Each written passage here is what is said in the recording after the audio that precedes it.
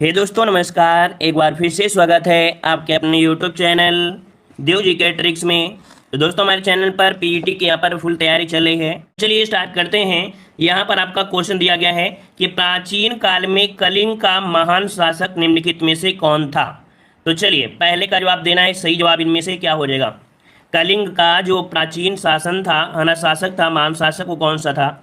तो यहाँ पर ऑप्शन आ रहा है, यहाँ पर आपका 3 नंबर मतलब ऑप्शन सी आ जा रहा है। यहाँ पर आपका खारवेल था। क्या था ऑप्शन यहाँ पर सी, मतलब आपका जवाब बिल्कुल सही है। सभी का जवाब बिल्कुल सही है। यहाँ पर आपके कलिंग के राजा थे खारवेल, ठीक है ना, जो कि आपके कौन चेद राजवंश के संस्थापक थे। ठीक है, चलिए ऑप्शन क्या हो जाएगा, सी नंबर। आगे बढ़ते हैं। क्वेश्चन दिया गया है कि हड़प्पा सभ्यता के उपकरण व हथियार मुख्यतः किसके बने हुए थे। चलिए बताइएगा, हड़प्पा सभ्यता के उपकरण व हथियार मुख्यतः किसके बने थे। चलिए यहाँ पर 2 नंबर में जवाब देना है। यहाँ पर कुछ लोग जवाब दे रहे हैं यहाँ पर आपका सी नंबर, लेकिन कुछ लोग जवाब दे रहे हैं यहाँ पर आपका डी नंबर। तो देखिए इसका राइट आंसर जो आपका बनेगा वो आपका डी बनेगा। तांबा, कांस और आपके टीन के थे। अब आपके दिमाग में सी क्यों नहीं आया, क्योंकि यहाँ पर जो लौ था, तो हड़प्पा सभ्यता में लौ का खोज नहीं हुई थी, तब लोहे की खोज नहीं हुई थी। लोहे की खोज कब हुई थी, जब आर्य लोग भारत में आए थे तब लोहे की खोज हुई थी, है ना। इसलिए यहाँ पर आपका डी हो जाएगा। ये लोहे से आपके अपरिचित थे। ठीक है, आगे बढ़ते हैं। क्वेश्चन आपसे अगला पूछा गया है, कह रहे हैं कि सुल्तान के काल में खालसा की सीमाएं अत्यधिक विकसित हुई थी। खालसा पंथ आप लोग जानते होंगे, है ना। तो यहाँ पर देख सकते हैं कहा गया है कि खालसा की सीमाएं अत्यधिक जो आपकी विकसित हुई थी वो किसके समय में हुई थी। तो ये आपके अलाउद्दीन खिलजी, ये आपका नया क्वेश्चन आपको मिल रहा होगा, तो इसको यहाँ पर स्क्रीनशॉट ले लीजिएगा। इसके समय काल में खालसा की जो सीमाएं थी अत्यधिक विकसित हो गई थी। ऑप्शन आपका बी हो जाएगा। आगे बढ़ते हैं। क्वेश्चन आपसे दिया गया है कि महाराष्ट्र के निम्नलिखित समाज सुधारकों में से कौन प्रार्थना समाज के संस्थापक के मुखिया थे। यहाँ पर आपसे पूछा है प्रार्थना समाज के संस्थापक अर्थात जो मुखिया है वो आपके कौन थे 4 नंबर में। तो चलिए काफी विद्वान साथी यहाँ पर जवाब दे रहे हैं यहाँ पर सी नंबर, मतलब आप लोगों की तैयारी यहाँ पर बहुत ही भयंकर है। बिल्कुल जवाब सही है। यहाँ पर आत्माराम पांडुरंग, डॉक्टर आत्माराम पांडुरंग थे, वे महाराष्ट्र के थे। तो ऑप्शन क्या हो जाएगा, सी नंबर। चलिए आगे बढ़ते हैं। क्वेश्चन दिया गया है कि अंग्रेजी शासनकाल के दौरान कौन से गवर्नर जनरल ने विलय नीति प्रस्तुत की थी। तो चलिए अब बताना है विलय नीति जो प्रस्तुत किया था वो किसने किया था। चलिए 5 का ऑप्शन भी यहाँ पर आ रहा है, यहाँ पर आपका सी नंबर। तो बिल्कुल धांसू तैयारी है। यहाँ पर ऑप्शन सी आपके डलहौजी, है ना, कौन, तो आपके डलहौजी ने विलय नीति यहाँ पर प्रस्तुत की थी और इसके माध्यम से सबसे पहले सतारा को विलय किया था। ये भी क्वेश्चन आपसे बनता है, सतारा। ये सतारा जो आपका था 1848 में सतारा को, फिर जैतपुर को, फिर संभल को, ठीक है ना, इसको अंग्रेजी शासन में मिला लिया था। चलिए अब यहाँ पर आपके सिलेबस में दिया गया है मॉडर्न हिस्ट्री से क्वेश्चन, है ना। तो मॉडर्न हिस्ट्री से भी उसी प्रकार से, जिस प्रकार से सिलेबस है उसी प्रकार से आपका मॉडल पेपर है। तो चलिए यहाँ पर बताना है कि किस आंदोलन के साथ महात्मा गांधी ने भारतीय राजनीति में पदार्पण किया था, अर्थात ऐसा कौन सा आंदोलन था जिसमें महात्मा गांधी ने यहाँ पर स्टार्टिंग की अर्थात उद्घाटन कर दिया था। तो यहाँ पर ऑप्शन क्या हो जाएगा, चंपारण, है ना। ये क्वेश्चन आपका 100% है, पक्का पक्का आएगा गांधी से रिलेटेड, ठीक है ना। चंपारण है जो कि आपके कब, तो 1917 में यहाँ से इन्होंने उद्घाटन कर दिया था। आपके ऑप्शन आपका हो जाएगा बी नंबर। अगला क्वेश्चन आपसे दिया गया है कि किसने घोषित किया था स्वराज्य मेरा जन्मसिद्ध अधिकार है और मैं इसे लेकर ही रहूंगा। तो चलिए यहाँ पर जवाब देना है। सही जवाब क्या हो जाएगा, 7 नंबर में। तो देखो यहाँ पर स्वराज्य मेरा जन्मसिद्ध अधिकार है और इसे मैं लेकर रहूंगा, ये आपके कौन थे, तो आपके जवाब आ रहा है आपका यहाँ पर बाल गंगाधर तिलक। चलिए बाल गंगाधर तिलक का ऑप्शन आपका बी हो जाएगा, बाल गंगाधर तिलक आपका हो जाएगा, ठीक है ना। आगे बढ़ते हैं। क्वेश्चन आपसे अगला पूछा गया है, निम्नलिखित में से किसने गदर आंदोलन में महत्वपूर्ण भूमिका निभाई थी। गदर आंदोलन में महत्वपूर्ण भूमिका जो निभाया था, किसने निभाया था। चलिए 8 का जवाब यहाँ पर कुछ लोग दे रहे हैं बी नंबर। चलिए बी नंबर आपको दे रहे हैं, तो चलिए हम लॉक कर देते हैं ऑप्शन बी, लाला हरदयाल, है ना। लाला हरदयाल ऑप्शन आपका क्या हो जाएगा, यहाँ पर आपका बी हो जाएगा। क्लियर है ना। चलिए आते हैं अगले क्वेश्चन को। और क्वेश्चन आपसे अगला पूछा गया है, निम्नलिखित में से किसने तीनों गोलमेज सम्मेलन में भाग लिया था। चलिए ऐसा ही लेवल आपका रहने वाला है, याद रखिएगा, ठीक है ना। तो आपके 3 गोलमेज सम्मेलन में भाग लिया था, किसने भाग लिया था। तो चलिए यहाँ पर ऑप्शन आपके आ रहे हैं। यहाँ पर आपका कुछ लोग गांधी जी दे रहे हैं और कुछ लोग जवाब दे रहे हैं यहाँ पर ए नंबर। तो देखो जी, इसका जवाब जो बनेगा वो आपका ए हो जाएगा। क्या? डॉक्टर बी आर अम्बेडकर ये तीनों गोलमेज सम्मेलन में भाग लिए थे, है ना। जबकि यहाँ पर गांधी जी थे, वो सिर्फ आपके दूसरे गोलमेज सम्मेलन में भाग लिए थे। चलिए आगे बढ़ते हैं। क्वेश्चन दिया गया है, कह रहे 1930 में की गई गिरफ्तारी के कारण पेशावर की सड़कों पर उग्र प्रदर्शन हुए। तो ये बताइएगा कि 1930 में किसकी गिरफ्तारी हो गई थी जिसके कारण पेशावर की सड़कों पर उग्र प्रदर्शन हुए थे। तो चलिए 10 नंबर में आपका जवाब देना है। 10 नंबर में तो याद रखिए आप इनमें से यहाँ पर कौन से हैं आपके अब्दुल गफ्फार खां, इसका राइट आंसर बनेगा ए नंबर। आपके 23 अप्रैल 1930 को महात्मा गांधी के जो शिष्य हैं, कहा जाता है ये महात्मा गांधी के शिष्य थे, कौन? खान अब्दुल गफ्फार खां को गिरफ्तार कर लिया गया था, ठीक है ना। और इन्हीं के विरोध में लोगों ने भीड़ में जो भीड़ किया था पेशावर में, मतलब कैसे पेशावर में भीड़, गोलियां वगैरह सब आपकी चालू हुई थी। तो ऑप्शन आपका ए हो जाएगा। आगे बढ़ते हैं। यहाँ पर भूगोल से आपके क्वेश्चन दिया गया, पर देखो एशिया और यूरोप में, तो भाई एशिया और यूरोप में दिया गया है और कौन सा आपका हो जाएगा। तो देखो यहाँ पर आपका टेप से जोड़ दीजिए, दोनों को टेप से जोड़ दीजिए, अर्थात स्टेप। यहाँ पर ऑप्शन क्या हो जाएगा, यहाँ पर सी हो जाएगा। स्टेपिज घास के मैदान है, इसे स्टेप्स भी कहा जाता है ना। तो ऑप्शन क्या हो जाएगा, थर्ड नंबर इसका जवाब राइट हो जाएगा। पंपास आपको अर्जेंटीना में मिल जाएगी, है ना। और आगे बढ़ते हैं। क्वेश्चन दिया गया है, बादल किस मंडल में अवस्थित होता है या अवतरित होता है। यहाँ पर आपको पूछा गया है वायुमंडल की परतों के बारे में, है ना। वायुमंडल की 5 परतें होती हैं जिसमें बादल, पानी, वर्षा, हवा, ग्लोबल वार्मिंग, ये दुनियादारी जितनी भी होती है ये कहाँ पर होती है, तो आपके क्षोभ मंडल में। याद रखिए क्षोभ मंडल में आपकी ग्लोबल वार्मिंग, यहीं पर बादल, है ना, बारिश होना, यहीं पर बिजली कड़कना, है ना, जितने भी आपके हलचल वाली चीजें होती हैं ना, सब आपके क्षोभ मंडल में ही होती हैं। समताप मंडल में क्या होती है, वायुयान वगैरह कहाँ होता है, समताप मंडल में होता है, ठीक है ना। ओजोन मंडल आपको कहाँ मिलेगा, तो आपके समताप मंडल में ही ओजोन परत आपकी मिल जाती है। चलिए अगला क्वेश्चन दिया है कि कौन सा राज्य भारत के सबसे पूर्वी भाग में है। कौन सा राज्य भारत के सबसे पूर्वी भाग में है, आपसे पूछा गया है। तो चलिए अरुणाचल प्रदेश है, असम है, नागालैंड और आपका मणिपुर है। चलिए 13 आपके ऑप्शन यहाँ पर प्रयास आप लोगों ने अच्छा किया है। यहाँ पर याद रखिएगा कि आपकी पूर्वोत्तर का आपका है कौन सा, तो ऑप्शन अरुणाचल प्रदेश आपका जवाब राइट हो जाएगा। ये सबसे आपका पूर्वी भाग है ना, ये भारत का सबसे पूर्वी राज्य, याद रखिएगा। और इसकी सीमा देखा जाए तो उत्तर में तिब्बत, चीन, दक्षिण में नागालैंड, असम पूर्व में म्यांमार से मिलती हैं। चलिए आगे बढ़ते हैं। हाँ, सबसे पहले सूर्योदय पूछा जाए, भारत में सबसे पहले सूर्योदय जो होता है कहाँ पर होता है, तो अरुणाचल प्रदेश में ही होता है, याद रखिएगा सूर्योदय, ठीक है ना, क्योंकि आपके पूरब में है। चलिए अगला क्वेश्चन आपसे दिया है, निम्नलिखित में से कौन सा देश नाथुला दर्रा के पास है। तो अब आपको याद होना चाहिए नाथुला दर्रा है कहाँ पर। अगर आपको ये पता चलेगा कि नाथुला दर्रा है कहाँ पर, तो आपके सिक्किम में है ना, सिक्किम में है। और सिक्किम के अनुसार आप देखेंगे तो आप कौन सा जवाब देंगे। यहाँ पर देश पूछा गया है, क्या देश पूछा गया है। अब यहाँ पर म्यांमार दिया है, म्यांमार तो काफी दूर है, थाईलैंड तो दूर दूर तक नहीं नजर आ रहा है, नेपाल भी आपका दूर होगा, तो चीन आपसे जुड़ा हुआ है ना, क्योंकि चीन और भारत के बीच ही तो आपका बनाता है। तो ऑप्शन क्या हो जाएगा, यहाँ पर आपका डी हो जाएगा, आपका चीन। चलिए आगे बढ़ लेते हैं। क्वेश्चन दिया गया है, निम्नलिखित में से कौन से उद्योग को सूर्योदय उद्योग कहा जाता है। चलिए बहुत ही अच्छा क्वेश्चन आपका दिया गया है, 15 नंबर में जवाब दीजिएगा, अपनी अपनी किस्मत आजमाइएगा और पहली बार में पीईटी क्वालिफाई करिएगा। चलिए जवाब दीजिएगा, सूर्योदय उद्योग किसे कहा जाता है। चलिए 15 नंबर में काफी लोग जवाब दे रहे हैं। यहाँ पर आपका सूचना प्रौद्योगिकी, देखिए यहाँ पर जो ऑप्शन आपका बनेगा वो सी हो जाएगा कि सूचना प्रौद्योगिकी उद्योग को सूर्योदय उद्योग कहा जाता है। आम बोलचाल की भाषा में सूर्योदय उद्योग को ही हम लोग सनराइज इंडस्ट्रीज भी कहते हैं। क्या, सनराइज इंडस्ट्रीज के नाम से भी जानते हैं। और इसका प्रयोग ऐसे क्षेत्र या व्यवसाय के लिए किया जाता है जो अपनी प्रारंभिक अवस्था में, है ना, लेकिन तेजी से विकास कर रहा है। और आपको पता है जो सूचना प्रौद्योगिकी है बहुत ही तीव्र गति से विकास कर रहा है, इसलिए इसे सूर्योदय उद्योग कहा जाता है। क्लियर हो गया, समझ गए होंगे, उम्मीद है ये सब पॉइंट आपको समझ में आ रहा है। चलिए लाइक भी शेयर भी करते रहिए जो लोग बाद में जुड़े हैं। चलिए अब आपके यहाँ पर सिलेबस में अर्थव्यवस्था से भी क्वेश्चन दिए गए हैं। यहाँ पर पूछा गया है 11वीं पंचवर्षीय योजना का सही अवधि इनमें से कौन सी है। 11वीं पंचवर्षीय योजना की जो आपकी अवधि है, तो आपको देखो नहीं पता है तो हम आपको बताते हैं कैसे याद करना है। यहाँ पर आपकी जो 12वीं पंचवर्षीय योजना थी वो आपकी 2012 से आपकी लागू हुई थी। इसका मतलब है 2012 में 11वीं खत्म हुई होगी। अब ये बताइएगा 11वीं जो आपकी 2012 में है कहाँ पर ऑप्शन है, तो ऑप्शन डी नंबर आपको देखिए, ये 2007 से चली थी और 2012 तक आपकी चल रही थी, है ना। तो आपको डायरेक्ट याद रखना है, कुछ ऐसी चीजें होती हैं जिनको आपको मतलब को नॉर्मल से याद रखना है। अगले यहाँ पर दिया गया है, निम्नलिखित में से कौन सा जोड़ा सही नहीं है। तो देखिए यहाँ पर प्रथम योजना 51 से 56 तक चली थी, ये सही है। यहाँ पर देखो 11वीं जो आपकी दी थी 7 से 12, ये देखो सही दी है। छठी दिया है 80 से आपका 85, ये भी सही है, लेकिन ऑप्शन बी तृतीय योजना आपके दिया गया है, तृतीय कह रहा है 66 से। तो भाई 66 से लेके आपके कह सकते हैं 69 तक, ये तो आपकी गैपिंग हुई थी। आपके देखा जाए तो आपके जो पंचवर्षीय योजना में रोलिंग प्लान जिसे बोला जाता है, रोलिंग प्लान है ना, या 3 वर्ष का गैपिंग, तो ये तो ऑप्शन पूरी तरह से गलत हो जाएगा। क्यों? क्योंकि तीसरी पंचवर्षीय योजना जो चली थी वो आपकी 1961 से लेके वो आपकी 66 तक थी। इसका मतलब है गैपिंग आपको इससे मिली थी, तो ऑप्शन बी नंबर आपका गलत हो जाएगा। ठीक है ना, तीसरी पंचवर्षीय योजना यहाँ पर आपका गलत दिया गया है। अगला क्वेश्चन दिया है प्रधानमंत्री की उज्ज्वला योजना किससे संबंधित है? तो भाई आप लोगों ने पढ़ा होगा उज्ज्वला योजना के बारे में, है ना।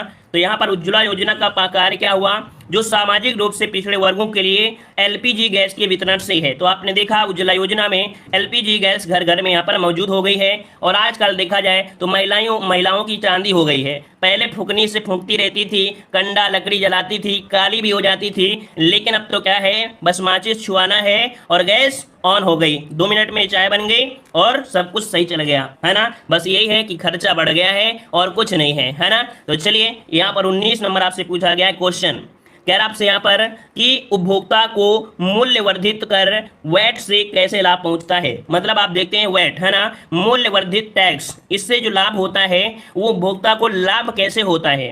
तो देखिए इसका जो जवाब होगा डायरेक्ट, क्योंकि इकोनॉमिक्स से जरूरी नहीं है कि आपको आता है क्वेश्चन। देखो इसका पहला ही ऑप्शन सही होगा। क्या सही है कि इससे कर पर कर नहीं लगाता है ना। जो आपका टैक्स होता है वो कर पर कर नहीं लगता है, और इस प्रकार कीमतों में वृद्धि होना रुक जाती है। जो आपकी कीमत में लगातार वृद्धि हो रही है उसमें क्या हो जाती है, तो आपकी कीमत में वृद्धि होना आपका रुक जाता है। तो ऑप्शन इसका पहला ही पॉइंट यहाँ पर क्या हो जाएगा, सही हो सकता है।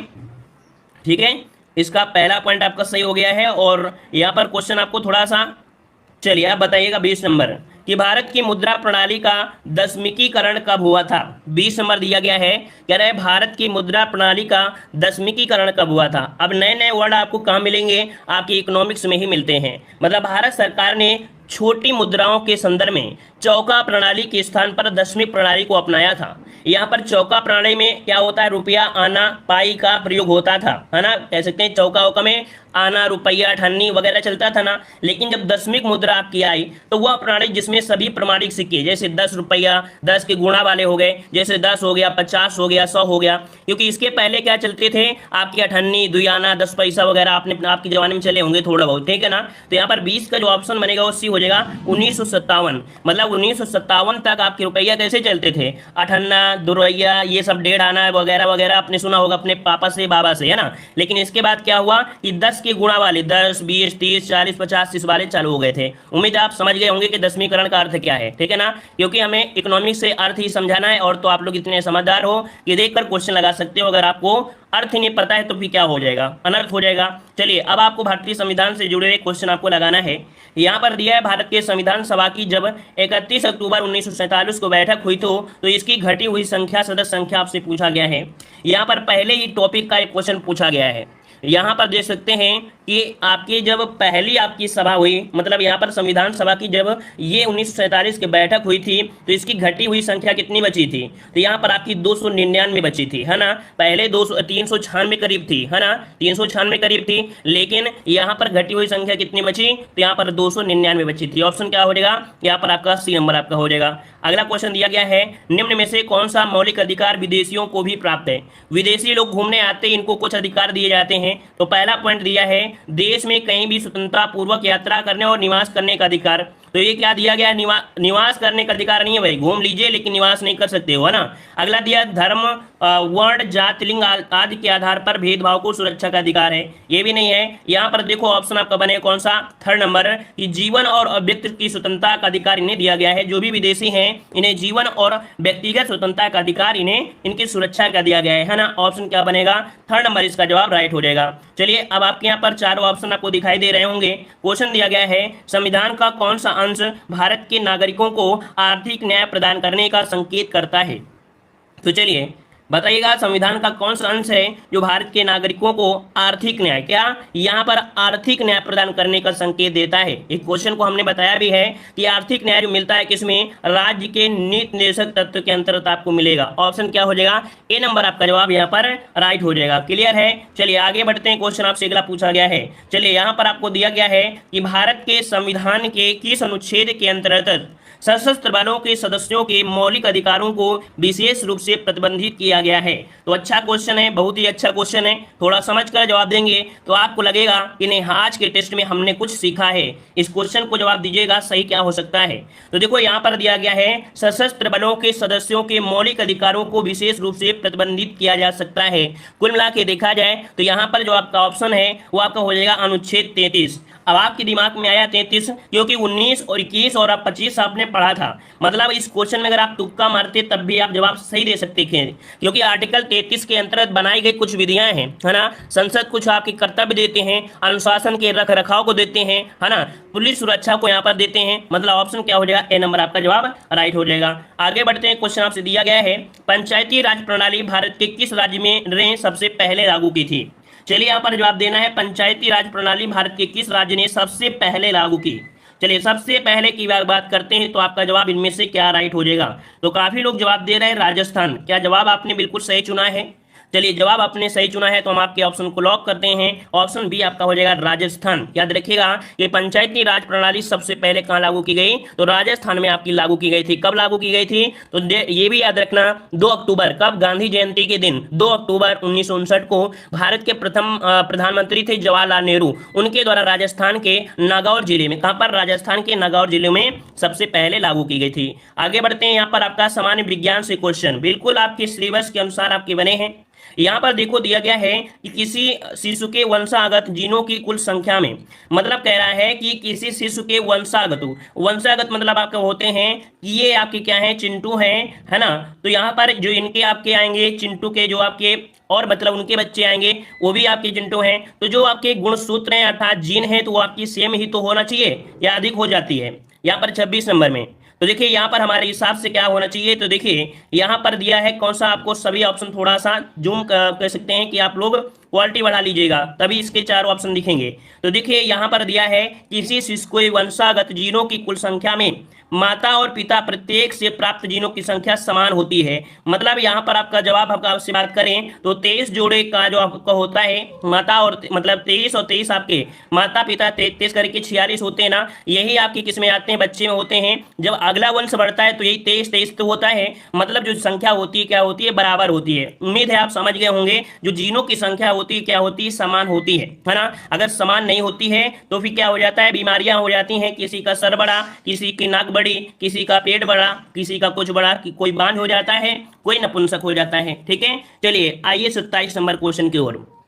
कह रहा है वृक्क के आकार की द्वार नलिकाएं किसमें होती हैं। कह रहा है वृक्क के आकार की द्वार नलिकाएं जो होती हैं किसमें होती हैं, मतलब किस प्रकार से भी कह सकते हैं, तो आपके द्विबीजीय पादपों में वृक्क के आकार की द्वार कोशिकाएं किसमें होती हैं, तो ऑप्शन इसका बनेगा ए नंबर, द्विबीजीय पादपों में होती है, द्विबीजीय पादपों में होती है। ठीक है ना, ऑप्शन बनेगा ए नंबर। ठीक है, अब देखा जाए तो ये आपकी क्या होती हैं, रक्षक कोशिकाएं जो कि रंध्र के बाहरी किनारों पर आपकी बढ़ती रहती हैं। ठीक है, तो ऑप्शन आपका ए हो जाएगा। चलिए आगे बढ़ते हैं, क्वेश्चन दिया है, कह रहा है नान बाई की भट्टी में डबल रोटी बनाते समय खमीर अर्थात ईस्ट मिलाने का कारण क्या है। तो भाई आप लोग यहाँ पर डबल रोटी बनाते हुए तो देखा होगा या नहीं देखा होगा। मान लो अगर नहीं देखा है तो इसमें क्वेश्चन पढ़ा भी होगा कि उसमें ईस्ट मिला देने से या खमीर मिलाने से क्या लाभ हो जाता है। तो लाभ क्या होता है, तो यहाँ पर आपकी डबल रोटी को नरम कर देती है और स्पंजी बना देती है। तो ऑप्शन क्या हो जाएगा, यहाँ पर आपका बी नंबर आपका हो जाएगा, डबल रोटी को नरम और स्पंजी बनाने के लिए। क्लियर है ना, तो ये भी पॉइंट आपका यहाँ पर क्लियर हो गया है। चलिए आगे बढ़ते हैं, क्वेश्चन दिया गया है, यहाँ पर सामान्य हिंदी से क्वेश्चन आपके आ चुके हैं। यहाँ पर सामान्य हिंदी में यहाँ पर से दिया गया है, कह रहे नीचे 4 शब्दों के समूह आपको दिए गए जिसमें 3-3 पर्यायवाची हैं, बाकी एक भिन्न है उसे आपको बताना है। तो चलिए यहाँ पर देखो 4 आपके पास ऑप्शन दिए हैं पर्यायवाची के। अब यहाँ पर देखो 3 आपके एक जैसे होंगे लेकिन एक आपका इनमें से क्या है, अलग आपका दिया गया है। तो देखिए यहाँ पर आपका दिया गया परलोक, स्वर्गादि, अन्यलोक और आपके अन्य आदमी। तो यहाँ पर 36 वाले में क्या सही हो सकता है, तो देखो परलोक भी आपने पढ़ा, स्वर्गलोक हो गया, अनलोक हो गया, लेकिन अन्य आदमी का लेना देना यहाँ पर नहीं है। तो ऑप्शन क्या हो जाएगा, यहाँ पर डी आपका जवाब राइट हो जाएगा। कुछ इसी प्रकार से घुमाऊ प्रकार के आपके क्वेश्चन मिलने वाले हैं। चलिए यहाँ पर विकर्षण का विलोम क्या होता है, विकर्षण का विलोम आपसे पूछा है, विकर्षण का विलोम क्या हो जाएगा। तो चलिए 37 नंबर में विकर्षण हो रहा है। विकर्षण मतलब क्या हो गया, जैसे आप मान लीजिए एक ये चुम्बक, एक चुम्बक ये है और एक ये चुम्बक आपका है, एक यस है और एक आपके यहाँ पर एन है, तो ये तो चिपक जाएंगे, लेकिन अगर एस एस है तो क्या होंगे, दूर होंगे। मतलब यहाँ पर पहले विकर्षण हो रहा था, है ना, अब क्या होगा, आकर्षण। ऑप्शन क्या हो जाएगा, बी नंबर आपका राइट हो जाएगा। क्लियर हो गया इतना पॉइंट। चलिए आगे बढ़ते हैं। क्वेश्चन दिया गया है, कह रहा है वाक्य खंड के स्थान पर एक शब्द आपको बताना है। यहां पर दिया है जिसका विभाजन ना किया जा सके। जिसका विभाजन ना किया जा सके उसे क्या कहते हैं। चलिए अखंडित कहते हैं या अविभाज्य कहते हैं। चलिए दो में एक आपको बताना है, इनमें से कौन सा हो सकता है राइट। तो देखिए इसका राइट आंसर हो जाएगा जिसका विभाजन ना किया जा सके उसे अविभाज्य कहते हैं। इसका राइट आंसर जो बनेगा वो आपका बनेगा कौन सा, यहाँ पर आपका बी होगा अविभाज्य। लेकिन काफी विद्वान साथी यहाँ पर जो जवाब दे रहे हैं वो आपका डी दे रहे हैं, तो यहाँ पर याद रखिए इसका ऑप्शन बी हो जाएगा। देखिए वीडियो आप लोगों ने लाइक नहीं किया भाई, जो लोग इतनी देर से जुड़े रहे हैं, वो पहली बार आए हैं तो चैनल को जरूर सब्सक्राइब करिएगा। आपको पीटी में कोई समस्या नहीं होगी, ना ही किसी का कोर्स लेना पड़ेगा, ना ही मार्केट से आपको बुकें खरीदना पड़ेगा। पीडीएफ आपको यहाँ पर टेलीग्राम पे मिलती हैं और साथ में पूरा कंप्लीट सिलेबस आपको टेलीग्राम पे कह सकते हैं प्लेलिस्ट में मिल जाएगा। सब्जेक्ट वाइज आपको प्लेलिस्ट आपको मिल जाएगा। ठीक है, तो चलिए आइए यहाँ पर क्वेश्चन दिया है यद्यपि में कौन सी संधि है। यद्यपि में आपसे देखो बहुत ही होशियार बच्चे हैं जिन्होंने क्वेश्चन देकर तुरंत आंसर दे दिया है। यद्यपि में कह रहे हैं कि आपकी यण संधि है, मतलब आपने हमारे तरीकों के अनुसार से जो ट्रिक है, यहाँ पर यद्यपि में आपका आधा शब्द मिलेगा और ये मिलता है आपकी यण संधि में। क्या यण संधि में, मतलब देखा जाए इसमें से ई का और आपका या जो आपके मिलते हैं तो आपका या हो जाता है, तो ऑप्शन आपका यहाँ पर ए नंबर आपका हो जाएगा। क्लियर है ना। आगे बढ़ते हैं। क्वेश्चन दिया गया है अपना हाथ जगन्नाथ लोकोक्ति का सही अर्थ आपका क्या हो जाएगा। चलिए अपना हाथ जगन्नाथ लोकोक्ति का सही अर्थ क्या हो जाएगा। तो चलिए यहाँ पर दिया गया है ईश्वर से साक्षात्कार करना, ईश्वर के समक्ष हाथ फैलाना, अपना काम स्वयं द्वारा ही संपन्न उचित आपका होता है और अपने हाथ में ईश्वर की मूर्ति देखना। तो ऐसा नहीं होगा, मतलब आपका जवाब क्या हो जाएगा, सी नंबर, अपना काम स्वयं द्वारा ही संपन्न करना उचित है। क्या आपसे निम्नलिखित में से किस देश के राष्ट्रपति द्वारा यूक्रेन के राष्ट्रपति वोलोडिमिर जेलेंस्की को order of the white eagle प्रदान किया गया है। दोस्तों यहाँ पर देख सकते हैं काफी अच्छा क्वेश्चन करंट अफेयर का है। यहाँ पर जो आपका आंसर है 21 नंबर का ऑप्शन क्या हो जाएगा, पोलैंड इसका आंसर है, राइट हो जाएगा, पोलैंड हो जाएगा। और ये पोलैंड के राष्ट्रपति द्वारा यूक्रेन के जो राष्ट्रपति हैं वोलोडिमिर जेलेंस्की को order of the white eagle प्रदान किया गया है आपके किसके, पोलैंड के द्वारा, पोलैंड के राष्ट्रपति के द्वारा। यहाँ पर आगे बढ़ते हैं। क्वेश्चन आपसे अगला पूछा गया है कि केंद्रीय गृह मंत्री अमित शाह ने उत्तर प्रदेश के किस जिले में हरिहर संगीत महाविद्यालय का शिलान्यास किया था। चलिए 22 नंबर की अगर बात करते हैं तो दोस्तों ऑप्शन क्या हो जाएगा, तो दोस्तों ये आपका है आजमगढ़ में। कहाँ पर है, तो आपके आजमगढ़ में हरिहर संगीत महाविद्यालय का शिलान्यास किया गया है। ऑप्शन बनेगा आपका बी नंबर है, राइट हो जाएगा। ये 7 अप्रैल 2023 को किया है शिलान्यास। आगे बढ़िए। क्वेश्चन आपसे अगला पूछा गया है, यहाँ पर दिया है फीफा विश्व रैंकिंग 2023 में किस देश ने शीर्ष स्थान प्राप्त किया है। फीफा विश्व रैंकिंग 2023 में किस देश ने शीर्ष स्थान प्रदान किया है। दोस्तों यहाँ पर जो आपका आंसर है वो आपका डी हो जाएगा, अर्जेंटीना। क्या हो जाएगा, अर्जेंटीना इसका जो आंसर है राइट हो जाएगा। और दोस्तों अर्जेंटीना ने 6 वर्षों में पहली बार फीफा रैंकिंग में शीर्ष स्थान हासिल किया है। यहाँ पर आगे बढ़िए। क्वेश्चन आपसे अगला पूछा गया है कि हाल ही में किसने प्रवाह पोर्टल जारी करने की घोषणा किया है। चलिए यहाँ पर दिया है प्रवाह पोर्टल और जारी करने की जो घोषणा किया है वो किसके द्वारा किया गया है। यहाँ पर 24 नंबर का जो ऑप्शन है दोस्तों इनमें से क्या हो जाएगा, तो आपके भारतीय रिजर्व बैंक के द्वारा। किसके द्वारा, भारतीय रिजर्व बैंक। इसका ऑप्शन आपका नंबर है, राइट हो जाएगा। आगे बढ़ते हैं। क्वेश्चन दिया गया है कि 16 फरवरी 2023 को कहां पर भारत की साइबर तैयारी को बढ़ावा देने के लिए हैकथॉन कवच 2023 आरंभ हुआ है। चलिए 16 फरवरी 2023 को कहां पर भारत की साइबर तैयारी को बढ़ावा देने के लिए हैकथॉन कवच 2023 का आरंभ हुआ है। दोस्तों ये हुआ है आपके नई दिल्ली में। इसका जो ऑप्शन है यहाँ पर सी नंबर है, राइट हो जाएगा। और इसका आयोजन शिक्षा मंत्रालय का जो AICTE एवं गृह मंत्रालय का VPRN है इसके द्वारा किया गया है, तो ऑप्शन सी बनेगा। आगे बढ़िए। क्वेश्चन आपसे दिया गया है निम्नलिखित में से किस स्थान पर 27 से 31 फरवरी 2023 तक 30वीं राष्ट्रीय बाल विज्ञान कांग्रेस का आयोजन किया गया है। तो दोस्तों यहाँ पर देख सकते हैं ये 30वीं राष्ट्रीय बाल विज्ञान कांग्रेस है, इसका आयोजन किया गया है। ये कहाँ पर किया गया है, तो ऑप्शन हो जाएगा आपका अहमदाबाद में किया गया है। ऑप्शन बनेगा क्या, ए नंबर, अहमदाबाद गुजरात। आगे बढ़ते हैं। क्वेश्चन आपसे दिया गया है क्या आपसे 4 जनवरी 2023 को प्रधानमंत्री की अध्यक्षता में केंद्रीय मंत्रिमंडल ने कितने करोड़ रुपए की लागत वाले राष्ट्रीय हरित हाइड्रोजन मिशन को मंजूरी दिया है। तो दोस्तों यहाँ पर राष्ट्रीय हरित हाइड्रोजन मिशन को मंजूरी दिया है। कितने रुपए इसमें लगे हैं, यहाँ पर 27 का ऑप्शन आपका हो जाएगा क्या, यहाँ पर आपका हो जाएगा 20,000 करोड़ रुपए। कितने, 20,000 करोड़ रुपए इसका जो आंसर है यहाँ पर राइट हो जाएगा आपका, ये हो जाएगा। शुद्ध देखा जाए तो यहाँ पर 19,744 करोड़ रुपए। यहाँ पर आगे बढ़िए। क्वेश्चन आपसे अगला पूछा गया है और आपसे 11 जनवरी 2023 को किस संस्था या संगठन द्वारा वैश्विक जोखिम रिपोर्ट 2023 जारी की गई है। तो दोस्तों यहाँ पर देख सकते हैं कि यह वैश्विक जोखिम रिपोर्ट 2023 है और जारी की गई किस संस्था के द्वारा। यहाँ पर राइट आंसर आपका हो जाएगा बी नंबर, आपके विश्व आर्थिक मंच के द्वारा। किसके द्वारा? विश्व आर्थिक मंच, इसका ऑप्शन बी राइट हो जाएगा। नेक्स्ट क्वेश्चन दिया गया है क्या आपसे, भारत के युवा बल्लेबाज शुभमन गिल ने किस देश के खिलाफ एक दिवसीय क्रिकेट में दोहरा शतक लगाया है? चलिए बताइए, यहाँ पर जवाब देना। जो लोग यहाँ पर क्रिकेट देखते हैं तो वो लोग जरूर जवाब दीजिएगा। यहाँ पर दोस्तों देख सकते हैं कि न्यूजीलैंड के खिलाफ यहाँ पर क्रिकेट हुआ था। यहाँ पर जो आपका आंसर है वो आपका बी हो जाएगा, न्यूजीलैंड इसका आंसर है, राइट हो जाएगा दोस्तों, है ना। यहाँ पर आगे बढ़िए, क्वेश्चन आपसे अगला पूछा गया, अगर पूछे कितने गेंदों में, तो 145 गेंदों में इन्होंने पहला दोहरा शतक लगाया है। अगला क्वेश्चन आपसे दिया गया है कि भारत के 3 शीर्ष सब्जी उत्पादक राज्य कौन से हैं? सब्जी में दोस्तों याद रखिए, पहला आपका कौन सा उत्तर प्रदेश है, फिर आपका पश्चिम बंगाल है, फिर आपका मध्य प्रदेश है।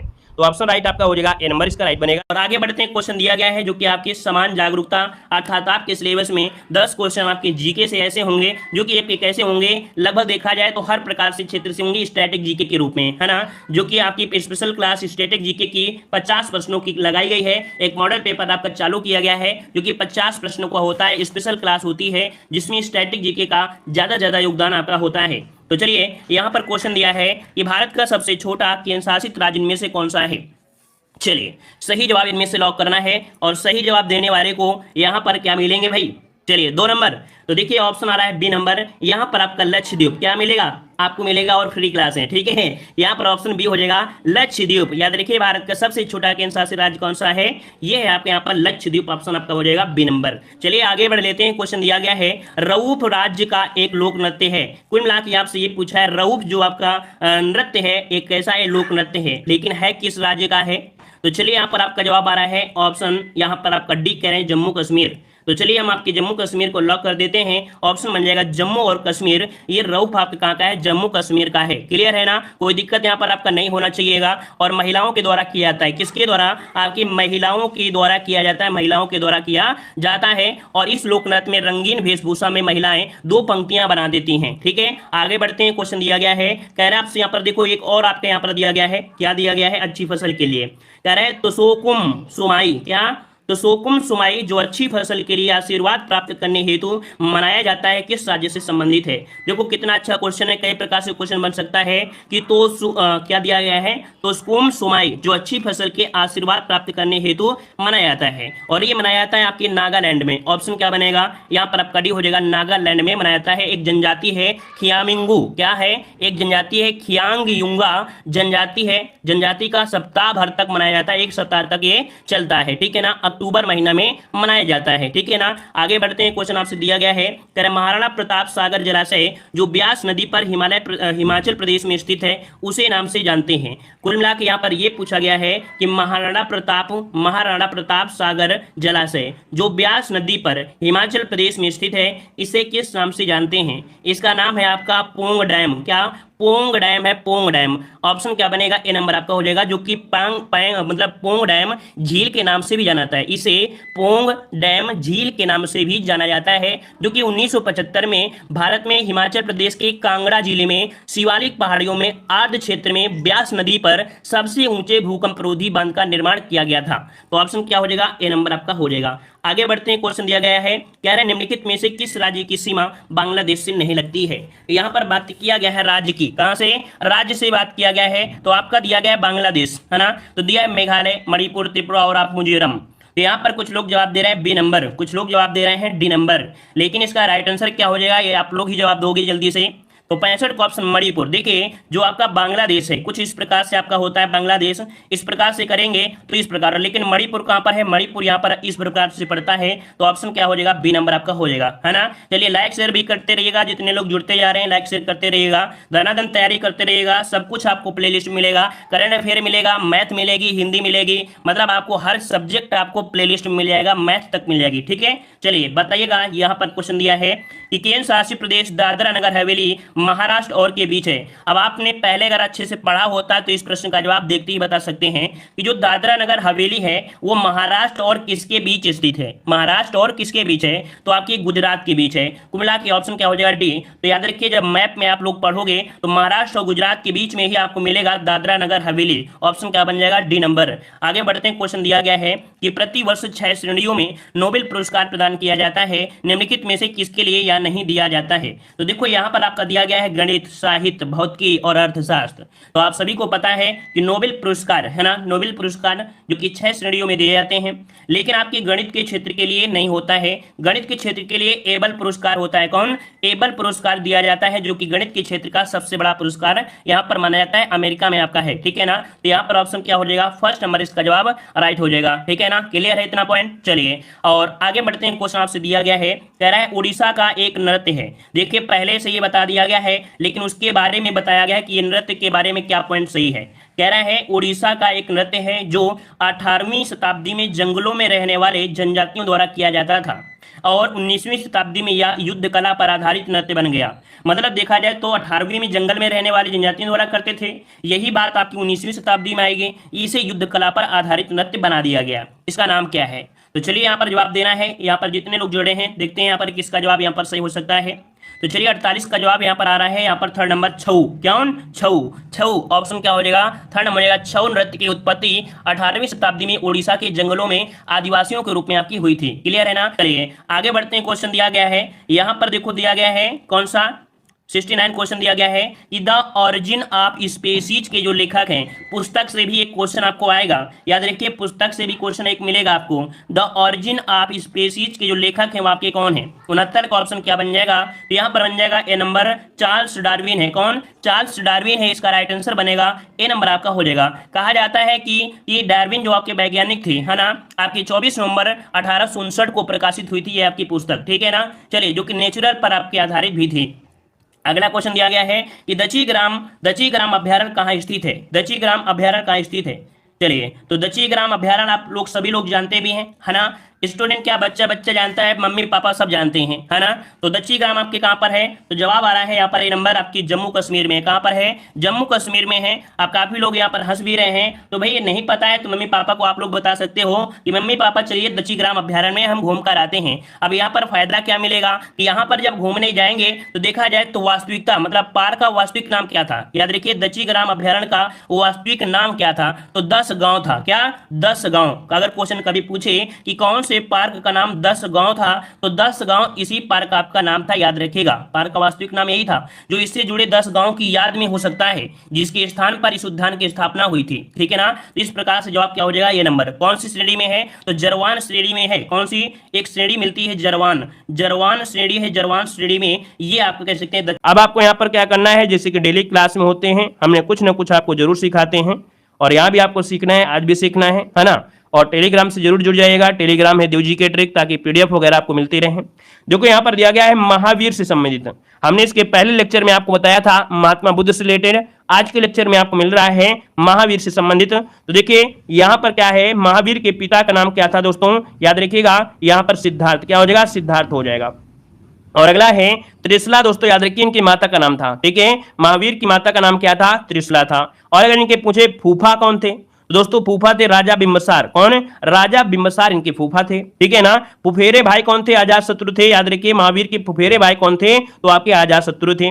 पत्नी का नाम पूछा गया है, तो पत्नी कौन हो जाएंगी? तो यशोदा जो आपकी थी, यशोदा ये आपकी इनकी पत्नी थी। पुत्री की अगर बात करते हैं तो प्रियदर्शनी ये आपकी इनकी पुत्री थी। और अगर पूछे महावीर स्वामी के जो आपके दामाद थे, तो दोस्तों आपके जमाली ये शिष्य भी थे और इनके दामाद भी आपके थे। अगला यहाँ पर दिया है चंदना। क्या? चंदना है। तो चंदना दोस्तों याद रखिए महावीर स्वामी की ये प्रथम भिक्षुणी थी। प्रथम भिक्षुणी थी दोस्तों याद रखिए। और इनका आरंभिक साथी कौन था? मक्खिल पुत्र गोसाल इनका आरंभिक साथी था। ठीक है। और आगे बढ़िए। क्या फूफा क्या होता है? फूफा नहीं जानते हो? बुआ फूफा को नहीं जानते हो? भूल गए? अब फूफा को पूछोगे फूफा कहाँ है, बुआ कहाँ गई? देखो यहाँ पर जैन तीर्थकर दिया है और प्रतीक चिन्ह दिया गया है। यहाँ पर दिया गया है कि भैया जैन तीर्थकर में ये चिन्ह क्वेश्चन पूछेगा। जैन तीर्थकर उनके जो चिन्ह रहे हैं, याद रखिएगा यहाँ पर ऋषभ देव का जो चिन्ह है वो क्या था? सांड अर्थात वृषभ हो जाएगा। यहाँ पर दोस्तों दिया है नेमिनाथ। नेमिनाथ का शंख था। महावीर स्वामी का जो चिन्ह था दोस्तों सिंह। क्या था? सिंह था। वहीं पर आपके अजितनाथ का हाथी था। और ये जो क्वेश्चन पूछा जाता है क्या? पार्श्वनाथ का। दोस्तों पार्श्वनाथ का दोस्तों याद रखिए चिन्ह क्या है? सर्प था। ठीक है। और वहीं पर जो शांतिनाथ थे उनका था हिरण। तो दो चीजों को याद रखना है ज्यादा। महावीर स्वामी का सिंह हो जाएगा और पार्श्वनाथ कौन है? तो आपका सर्प। इसको जरूर याद रख लीजिएगा। ठीक है ना। और अगला देखो यहाँ पर दिया गया है, थोड़ा सा आपका पॉइंट चंद्र मिशन से है। देखिए चंद्र मिशन जो आपका चंद्रयान 3 था, तो चंद्रयान 3 जो आपका है वो किस अंतरिक्ष उसे भेजा गया है, लॉन्च किया गया, ये सबसे महत्वपूर्ण है, याद रखिएगा। ये आपको पॉइंट याद रखना है कि 14 जुलाई 2023 को प्रक्षेपित किया गया था। रॉकेट का नाम क्या था? LVM-3। क्या? LVM-3 याद रखिए, LVM जो 3 है इस रॉकेट का नाम था दोस्तों, याद रखिएगा। और सबसे ज्यादा नहीं पूछेगा, ठीक है, देश का सबसे भारी रॉकेट है दोस्तों, याद रखिएगा, ठीक है। और यहां पर अगला पॉइंट देखो दिया गया है, अगला पॉइंट आपसे पूछा गया है जो कि इसरो के बारे में। तो इसरो के बारे में अगर पूछा गया है तो दोस्तों मुख्यालय कहां पर है? बेंगलुरु है, कर्नाटक में है ना।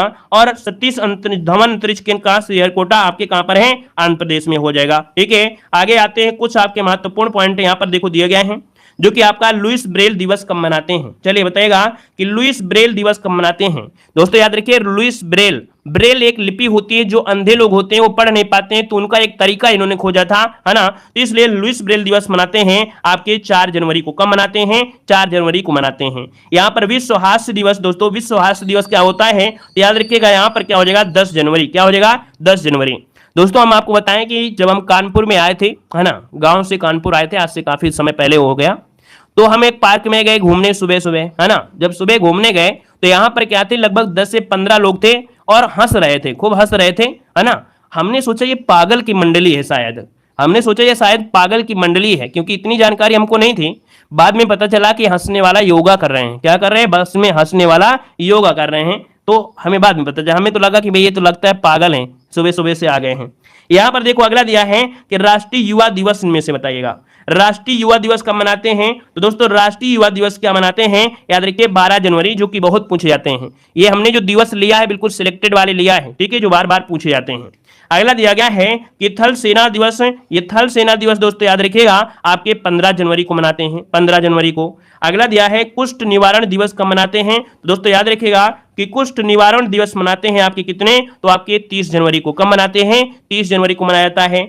भारत पर्यटन दिवस कब मनाते हैं? तो आपके 25 जनवरी को मनाते हैं। और 25 जनवरी को ही वोटिंग दिवस मनाते हैं। क्या? वोट देने का अधिकार जो आपका है ना। यहाँ पर अगला आपसे दिया गया है गणतंत्र दिवस। तो आप जानते हैं कि गणतंत्र दिवस मनाते हैं कब? आपके 26 जनवरी को। कब मनाते हैं? 26 जनवरी को मनाया जाता है, गणतंत्र दिवस मनाते हैं। वहीं पर दोस्तों देखिए अंतर्राष्ट्रीय सीमा शुल्क एवं उत्पाद शुल्क जो आपका है ये मनाते हैं आपके 26 जनवरी को आपका होता है। अगला दिया गया है सर्वोदय दिवस। ये बताइएगा सर्वोदय दिवस। तो सर्वोदय दिवस दोस्तों याद रखिए 30 जनवरी को, सर्वोदय दिवस है 30 जनवरी को। और अगला आपसे दिया गया है कि आज शहीद दिवस। तो शहीद दिवस भी आपके 30 जनवरी को मनाया जाता है। अगला दिया गया है फरवरी महीने में। तो दोस्तों यहाँ पर देखिए फरवरी महीने में जो कि आपका कैंसर दिवस है, और कैंसर दिवस तो याद रखिएगा 4 फरवरी को मनाया जाता है, 4 फरवरी को। अगला आपका दिया गया है गुलाब दिवस। और गुलाब दिवस जो आपका है ये आपका 12 फरवरी को मनाया जाता है। और अगला है वैलेंटाइन डे दिवस मनाते हैं कब? तो यहाँ पर याद रखिएगा वैलेंटाइन डे दिवस मनाते हैं आपकी 14 फरवरी को। क्या? 14 फरवरी को, ठीक है ना। याद रखिए बाबर का जो जन्म हुआ था, बाबर का जो जन्म हुआ था वो 14 फरवरी को ही हुआ था, याद रखिए बाबर का जन्म, ठीक है।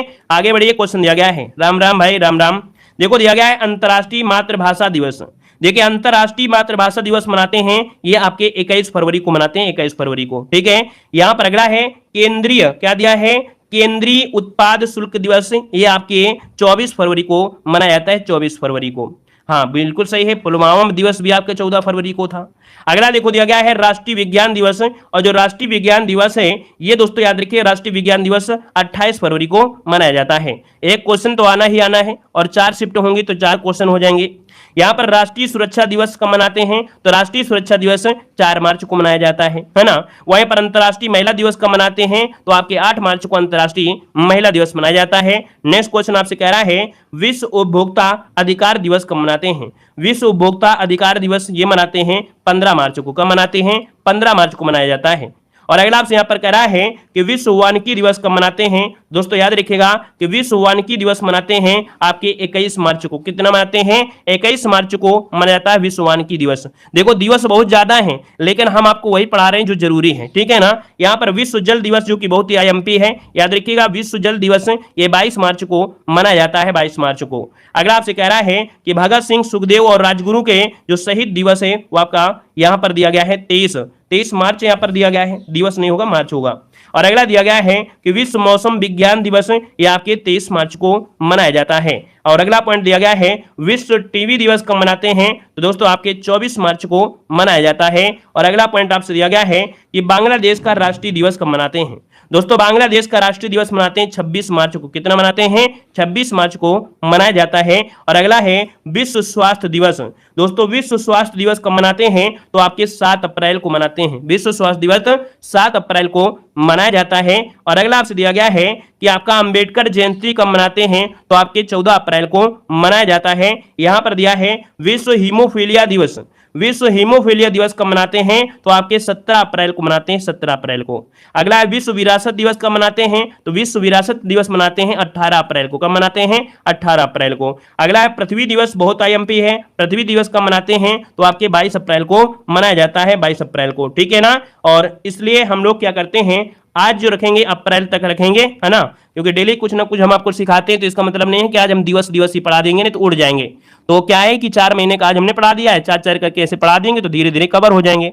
हमें मालूम है कि सबको दिक्कत होती है इस चीजों में, दिवस कितना रटें, लेकिन हमने उतना ही पढ़ाया जितना जरूरी था, है ना। इतना तो पढ़ना ही पढ़ना पड़ेगा भाई आपको 1 नंबर लेने के लिए, ठीक है ना। तो चलिए फिर आज की क्लास यहीं रखते हैं, अगले क्लास में जुड़ जाइए। अगले क्लास जो कि तहलका मचाने वाली क्लास है, जितने लोग जुड़े हैं, है ना, उम्मीद से ज्यादा आपको यहाँ पर वीडियो को लाइक करिएगा, है ना। जितने लोग यहाँ पर जुड़े हैं सभी लोग सपोर्ट करिएगा, जितने लोग जुड़े हैं लाइक करिएगा। और अगली क्लास में आइए, ऑफलाइन देख रहे हैं तो ऑफलाइन भी, और कहाँ से हैं ये भी कमेंट करके अगली क्लास में आइए। धन्यवाद।